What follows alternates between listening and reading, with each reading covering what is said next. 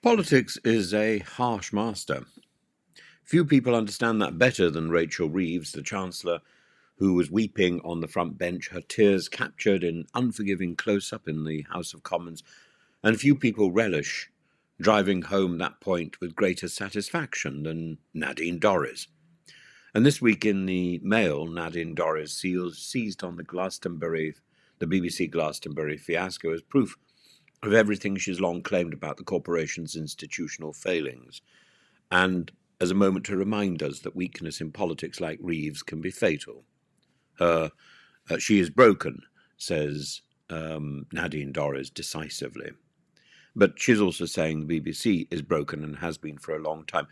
I disagree about both. I think the BBC has resilience. And I think actually Rachel Reeves, though I don't agree with her policies, I don't agree with her attitude, I think is far from broken and is equally resilient. I think Rachel Reeves will continue. And I think the BBC will continue, but maybe both will reflect on how close they came to disaster. Rachel Reeves, people in the comments have been saying, why would we be sympathetic to Rachel Reeves crying? Well, because we are human. And although Rachel Reeves has caused so much harm and heartache to others, it is disturbing to see anybody, even somebody who has generated misery, looking so vulnerable in public.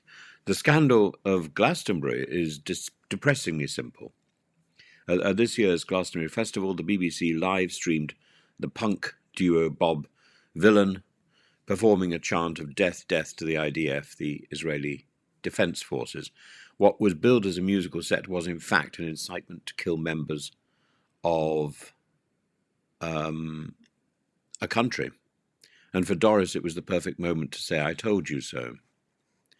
Now, there's the argument which is coming out in the comments that death, death to the IDF is about an institution, not about individuals. But the point is everybody who, all Israeli citizens are conscripted into the IDF.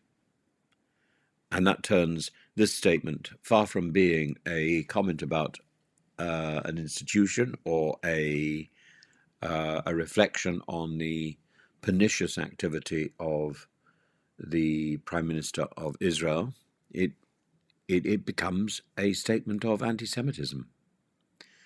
And Dorries argues that the BBC is riddled with what she calls a one-eyed metropolitan perspective, blindly supportive of the trendy causes of the moment and increasingly fixated on a radical anti-Israel stance. And this isn't an isolated slip, she says, but proof of a deeper ideological basis and bias. Dorries has been making her case for years. As Culture Secretary under Boris Johnson, she tried to reform the BBC by threatening its funding model. She wanted an end to what she saw as compulsory taxation, funding biased broadcasting, and in her Daily Mail column this week, she spares no rhetorical flourish. She accuses the BBC of harbouring an insidious anti-Israel bias driven by a well-organised internal lobby and claims it's losing 500,000 licence fee payers a year precisely because it's so out of touch with the country it's meant to serve. The BBC, she argues, no longer reflects the Reithian principles to inform, to educate, to entertain, but indulges in partisan propaganda. And in her view, the Glastonbury incident proves this rot runs deep. But let's not be naive. This is not merely a moral argument about anti-Semitism or broadcasting standards. It's a political weapon. It's political dynamite. And Dorries is a master of turning media scandal into ammunition. She invokes history, that old line, first they come for the Jews, to frame the BBC not as carelessness but as moral complicity. And she makes it personal, drawing blood where she can. She even takes a swipe at BBC presenters like Naga Munchetti and Charlie State for being pompous and sneering, in contrast, of course, to ITV's more down-to-earth Susanna Reid and Ed Balls. For Dorries, every opportunity to remind the public that the BBC is the bastion of the liberal metropolitan elite is one worth seizing. And then there's Rachel Reeves crying in the House of Commons. To Dorries, Reeves is the perfect foil. Where Dorries is blunt, pugnacious, unrepentant in her class war populism, Reeves is a technocrat caught weeping as her carefully crafted budget implodes under parliamentary attack. Dorries seizes on this moment to argue that Reeves is broken. It's a nasty piece of political theatre, but it's also effective because politics punishes tears. Dorris's lesson is brutal. If you cannot withstand the ferocity of Westminster, you will be eaten alive. So, what do we take from this spectacle?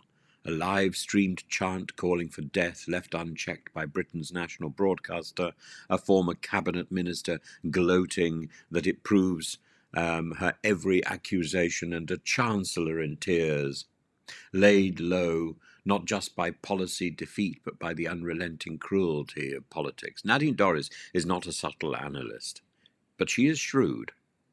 And in her world, the BBC is irredeemably biased. Labour is weak and hypocritical, and the game is to draw blood wherever you can. And in British politics, that strategy, however cynical, so often works. Use a measured but cutting tone when you analyse this sort of rubbish, she might say. Well, I think in this particular case, she drives that knife as firmly in the groin as she possibly can. I wouldn't want to be Rachel Reeves opening the Daily Mail to read that sort of stuff this morning. I really wouldn't. But nevertheless,